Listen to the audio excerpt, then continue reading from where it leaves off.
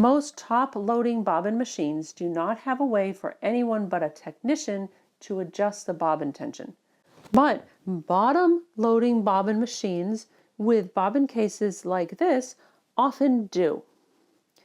If you have a new machine, the bobbin tension was set at the factory and you probably do not want to play with it. In fact, read your manual to see if the manufacturer even wants you to adjust your bobbin tension before you do this. If you are anticipating using a lot of specialty threads, you may consider buying another bobbin case to have on hand to adjust the tension while keeping one set to the factory tension to use for the rest of your sewing.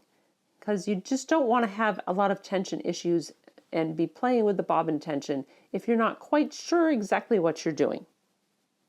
I don't generally even check the bobbin tension unless I've adjusted the needle tension all the way and I still can't get good tension. Before you start, you want to make sure you're working over a soft area or a pillow.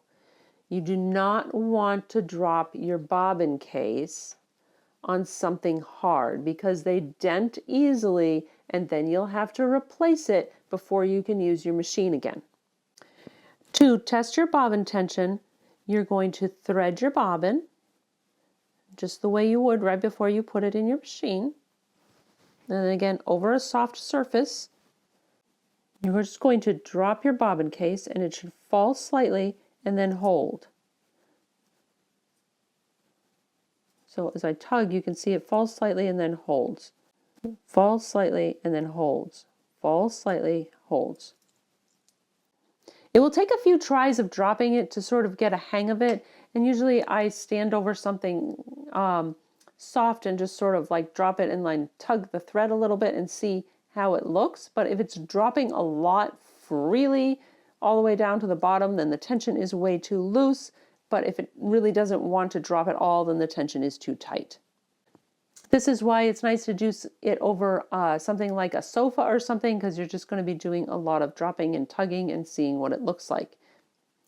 So after you've checked to see if it is really too loose or too tight, then you're going to want to look at this look for the little adjustment screw. So here's the spring, and there's probably some little adjustment screw. And your manual, if you're supposed to be doing this, will show you probably how to do this.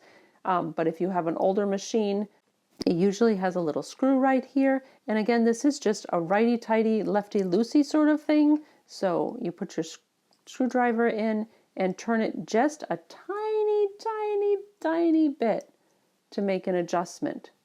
So turn it just a tiny bit, like that much would be an adjustment to make it just a little tighter.